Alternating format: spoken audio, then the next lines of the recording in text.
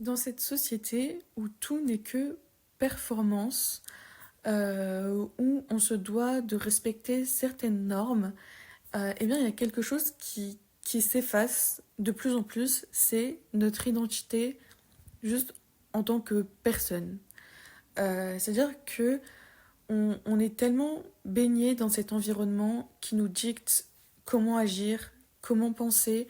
On est dans ce train de vie qui nous force en fait à, à être comme les autres, à avoir un mode de vie plutôt plus ou moins normal, c'est-à-dire où on va pas essayer de justement se différencier des autres par peur sûrement d'être rejeté par le groupe, par la société, peu importe. Il est important de se rendre compte de tout ça pour pouvoir changer et euh, être authentique. Vraiment, là, j'ai vraiment envie de parler, de commencer à parler de ce sujet-là, parce que l'authenticité, c'est la meilleure chose, c'est un idéal à atteindre, c'est-à-dire être totalement soi-même au point où euh, plus aucune chose ne peut nous atteindre. C'est-à-dire que quand on est pleinement connecté à notre esprit, à notre âme, euh, qu'on a vraiment des convictions, qu'on a foi en nous-mêmes, et ben en fait c'est là que tout devient plus simple. Parce que plus on essaye de se conformer, plus on souffre en fait. Et même si cette souffrance, elle n'est pas forcément extériorisée chez la majorité des gens, je pense que ça crée cette sorte de maladie interne dans la société où ben, en fait les gens sont malades sans s'en rendre compte. Les gens sont malades parce qu'ils obéissent à des règles, à des normes qui n'ont aucun sens, qui leur volent leur individualité. Et ça c'est terrible parce que c'est littéralement la base de notre humanité, c'est être nous-mêmes. Mais le problème, c'est que on est littéralement conditionné depuis notre plus jeune âge, que ce soit à travers l'école, le travail, notre environnement de manière générale. On est, euh, on est forcé d'agir comme des personnes qu'on n'est pas réellement. Et ça, c'est vraiment terrible parce que bah, ça va créer ce mal-être à l'intérieur de chacun de nous euh, qui fait que ben, on peut pas s'épanouir pleinement comme ça. Et même si certaines personnes peuvent paraître à l'aise en société, à respecter les normes sans que ce soit un poids pour eux, je pense que dans tous les cas, c'est pas vraiment un bienfait d'être trop similaire au point où, quand on appartient à un groupe, on peut même plus se différencier les uns des autres. Et même dans nos relations personnelles avec notre famille, nos amis ou même nos collègues par exemple, on va toujours agir différemment bah, en fait en fonction des gens, ce qui au final est plus ou moins normal, mais en fait on va avoir cette attitude qui diffère d'une personne à l'autre. Euh, ce, on va avoir ce masque justement vis-à-vis de nous-mêmes, de notre identité. Mais le problème, c'est que derrière ce masque, on ne sait plus vraiment qui on est. Parce que on n'est pas du tout la même personne quand on est seul que quand on est avec des gens. Mais le problème, c'est que qui est-ce qu'on est vraiment du coup? Et est-ce que quand on est seul, on est vraiment nous-mêmes? Parce qu'au final, à force de toujours performer pour les autres, pour la société, on finit par même performer dans notre propre maison, chez nous, tout seul. Et je trouve ça triste de se dire que on on n'a pas cette stabilité au niveau de notre personne.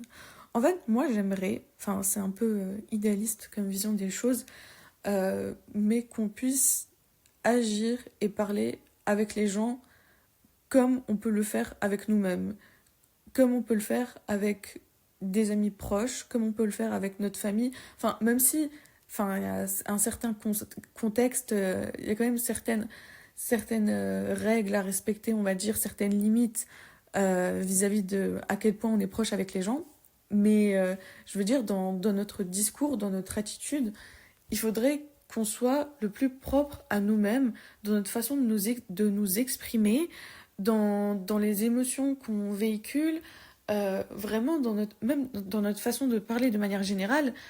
Je comprends pas pourquoi on doit changer en fonction de la personne avec qui on parle. Pour moi, enfin, moi personnellement, genre, j'essaye de parler aux gens comme je parle quand je me parle toute seule, en fait. Littéralement, c'est c'est ça qui me rend le mieux. Enfin, avant, quand j'essayais de m'adapter vraiment à l'environnement autour de moi, que je réprimais certaines parties de moi-même parce que justement j'avais peur que ce soit perçu comme trop étrange ou, euh, ou de vraiment trop me différencier par rapport aux autres, ben maintenant en fait j'ai plus cette peur-là parce qu'il n'y a rien de plus agréable que d'être tout le temps authentique. Et il y a certaines personnes qui peuvent croire que c'est impossible d'être authentique à 100%, qu'on peut vraiment pas être avec les gens comme on est avec soi-même. Mais en soi, si, c'est possible. Après, voilà, ça dépend, parce qu'il faut quand même une certaine limite acceptable pour vivre en société quand même. Mais je veux dire, globalement, il faut être sincère dans nos paroles, avec nos émotions, nos pensées. Et, euh, et en gros, tout simplement, je pense que la chose que je déteste le plus, c'est l'hypocrisie. Vraiment, c'est un concept que je peux même pas. Vraiment, que je comprends même pas. Le fait de dire des choses, d'arborer des expressions, des émotions ben, qu'on ressent pas vraiment. Euh, Toute cette histoire de faire semblant, justement, pour les autres, vraiment, c'est trop étrange. Et pour parler de ma propre expérience, vraiment, j'ai toujours été quelqu'un qui réfléchit beaucoup, qui écrit. Souvent, je m'enregistrais du coup dans mon téléphone pour moi-même, pour pouvoir garder des traces de mes idées. Mais j'ai jamais vraiment pensé à les partager parce que pour moi, c'était trop personnel. C'est-à-dire que je me disais que mon monde intérieur, il doit pas être communiqué en dehors de moi-même. Enfin, je peux pas le partager avec mon environnement parce que c'est pas adapté en fait.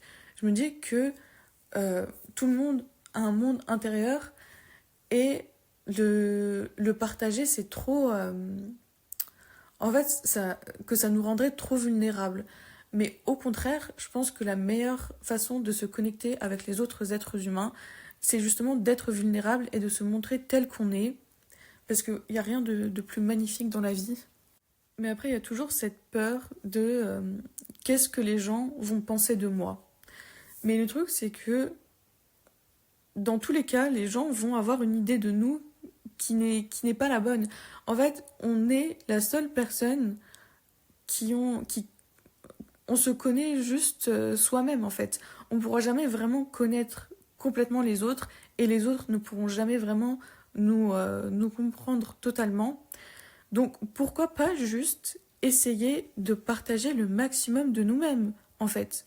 Au lieu de cacher toutes ces parties de nous, je pense que le plus productif en tant qu'être humain dans nos relations, ce serait de partager les choses qu'on a au plus profond de nous-mêmes, parce que justement en faisant ça, eh ben, on va pouvoir trouver d'autres personnes qui partagent nos idées, nos intérêts, qui pourront euh, nous comprendre, et c'est comme ça qu'on pourra se créer un entourage sain. Et en créant cet entourage-là, on aura de moins en moins de mal à exprimer qui on est vraiment. Et donc, on sera de plus en plus authentique.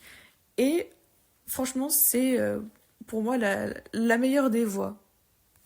D'ailleurs, j'ai longtemps hésité avant de me lancer réellement sur YouTube. parce que je me disais, et s'il y a des gens qui sont pas d'accord avec moi? Mais il y aura toujours des gens qui sont pas d'accord avec nous, mais il y a aussi des gens qui seront d'accord. Et ça, c'est bien.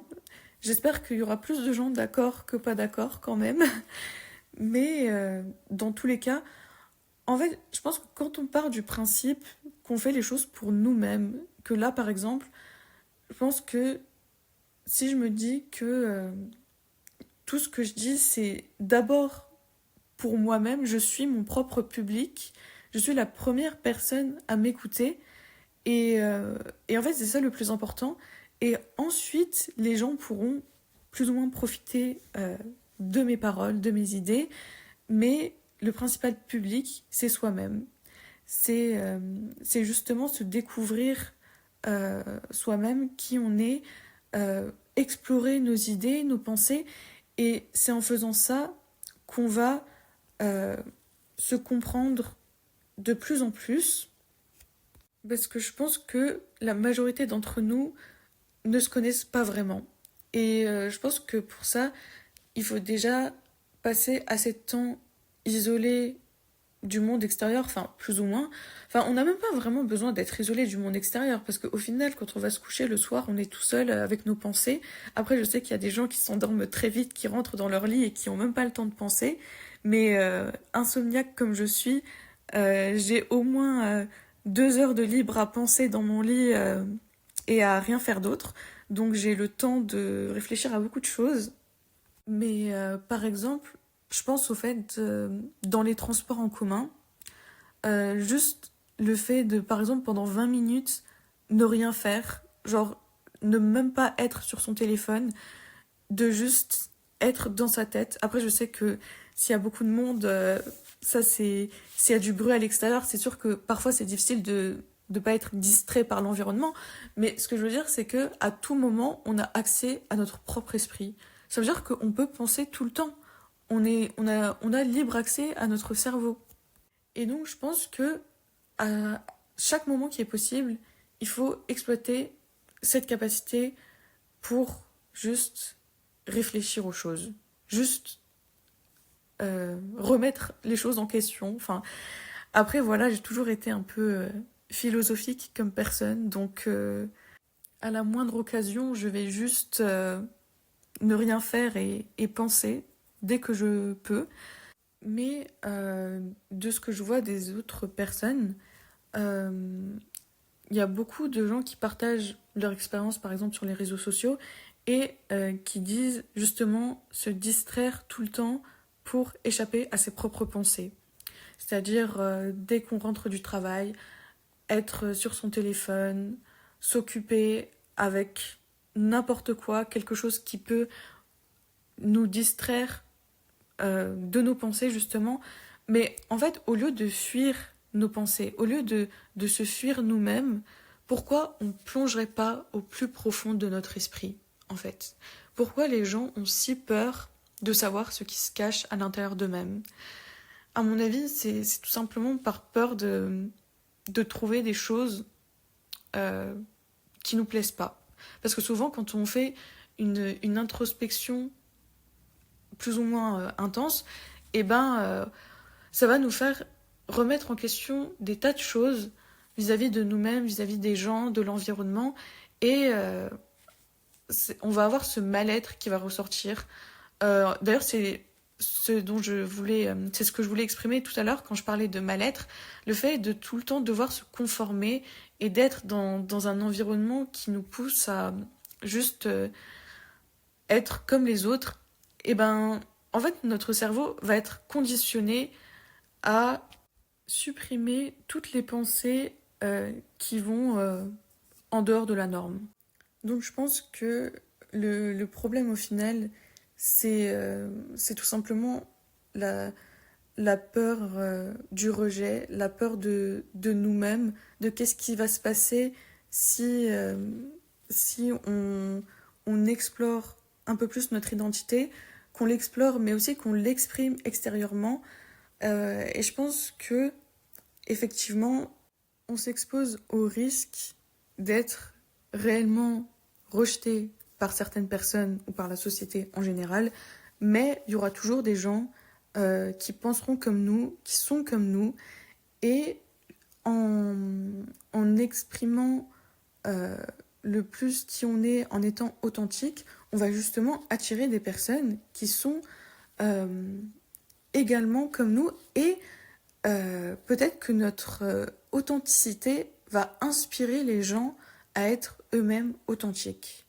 Et donc c'est ça que j'aimerais surtout exprimer à travers toutes mes prochaines vidéos, en tout cas je l'espère, c'est exprimer toutes mes idées de la manière la plus brute possible, même si parfois j'ai l'impression que mes idées elles sont un peu décousues, j'ai l'impression qu'il n'y a pas vraiment trop de structure, mais je pense que justement c'est ça qui rend la chose plus réelle, parce que le problème c'est qu'en structurant les choses, eh ben, je perds un peu mon fil de pensée, et ouais, je trouve ça moins authentique pour le coup.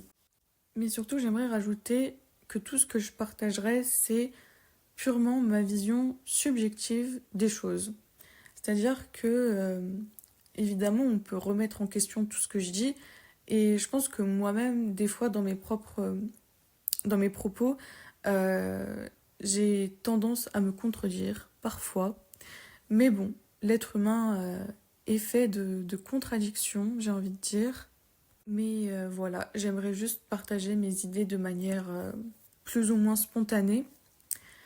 Mais voilà, je suis ouverte au débat, à la discussion, n'importe quoi.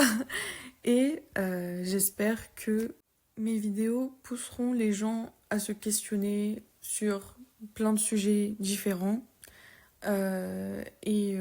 Voilà. C'est pas forcément. Enfin, je partage les informations telles que je les vois dans mon esprit.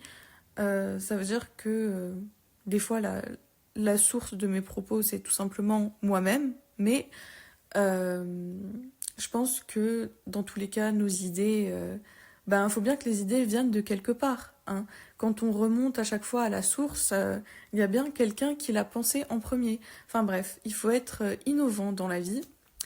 Et voilà, donc j'espère que ce format de vidéo vous plaira. En tout cas, j'espère qu'il me plaira à moi surtout, parce que c'est quand même quelque chose que je voulais faire depuis longtemps. Mais voilà, il faut bien commencer quelque part. Donc, voici le commencement de quelque chose de plus grand, je l'espère. Voilà. D'ailleurs, petite dédicace à tous les gens qui m'ont dit de commencer un podcast. Et bah écoutez, me voici.